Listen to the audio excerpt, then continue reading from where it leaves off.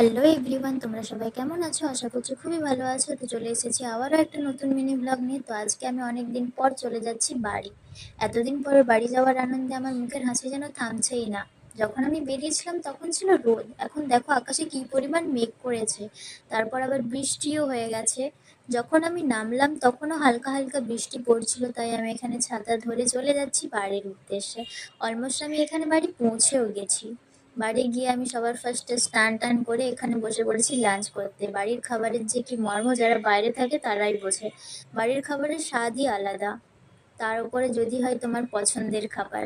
তো এখানে আমি লাঞ্চ কমপ্লিট করে একটু ঘুমিয়ে নিয়েছিলাম। তারপর এখানে দেখো কতটা সুন্দর লাগছে বিকেলের আকাশটাকে। সন্ধ্যাবেলায় গেছিলাম জেঠিমাদের সাথে একটু দোকানে, এখানে কয়েকটা শাড়ি দেখা হচ্ছিল। সেখান থেকে ফিরে আমি আমার ডিনার কমপ্লিট করে ঘুমিয়ে পড়েছিলাম। তো দেখা হচ্ছে নেক্সট কোনো মিনি ব্লগে। ততক্ষণ